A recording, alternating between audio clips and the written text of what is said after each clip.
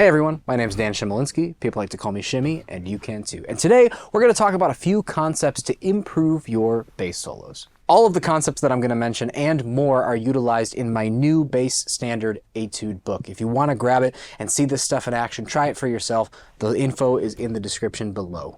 Let's check out some concepts on the solo that I did from Just Friends.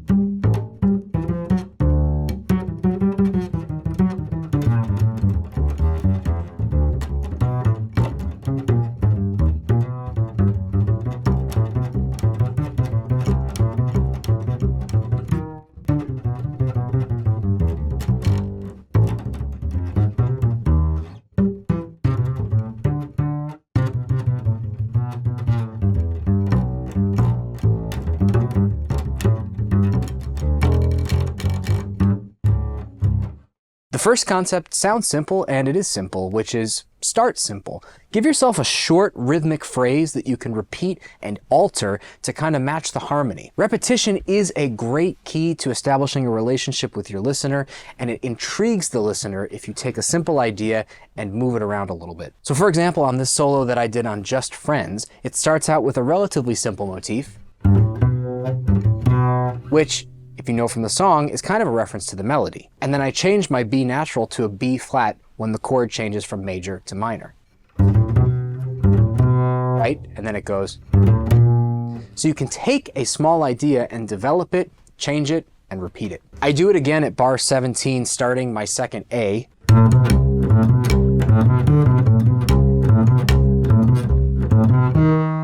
Right? So I'm taking the same shape and using it and changing it over time to match the harmony. The other thing is I'm coming from a slightly different place, as I'm using 4 ascending eighth notes to get me into the 2 eighth notes I really care about. It's really clean where you can take a motif and tack it onto something else so that the motif reveals itself shortly thereafter, but maybe you don't realize at first what you're about to hear. So you've got, that's the line. My motif that I'm going for is, but you don't quite realize it at first because there's the F sharp G first. And then it starts. The second thing I like to do is vary my range as extremely as possible, sometimes from note to note. It's really interesting and a unique aspect of the bass, an instrument which is so normally heard in a linear fashion, just walking up and down. It really opens up the listener's ear to hit something really high and drop down really low to kind of a beefy, low open string, which I did on this chorus.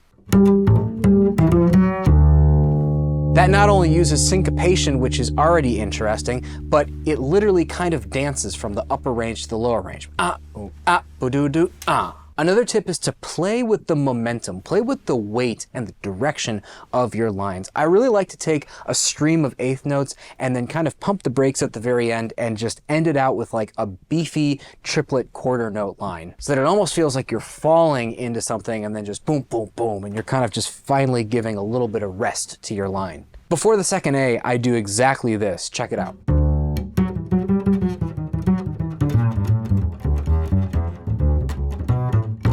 So you're varying the rhythms, going from kind of steady and short to big and wide and slowing it down so that you can really pace yourself and build off of that. Moving on to a solo that I took on Beautiful Love, I want to talk a little bit about phrasing and really never letting a note die. This is something that I catch myself doing to try and capture the vocal aspect of the instrument in almost every solo I take.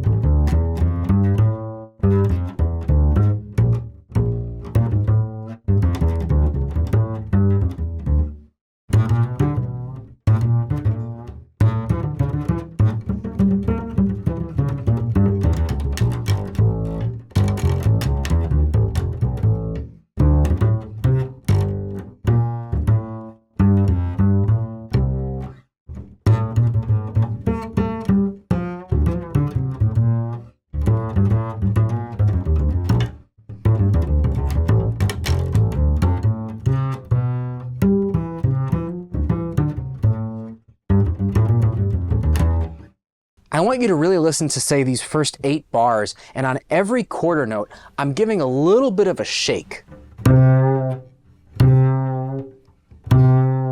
And it's kind of a vibrato that slowly works its way in. It sounds a little bit like a bend at first, but has a little bit of a wobble to it. And I just find that's the most gratifying way to vocally really sink into a quarter note, especially after you've been playing some faster notes. It's super effective. To the point where I almost can't play a note without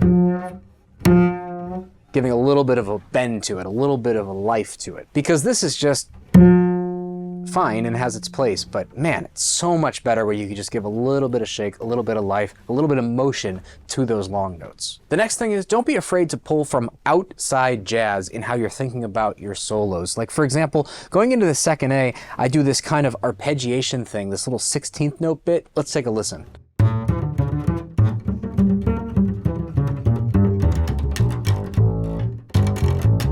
I'm definitely kind of thinking like grand concerto there. I'm almost thinking like some kind of cadenza, right? Sometimes doing just repeated notes like that and kind of outlining the harmony very literally can kind of break the listener out of the traditional jazz idiom and serves as a nice way to kind of hold some tension before you bring everybody back down and resolve. And harmonically there, I'm just kind of outlining a diminished chord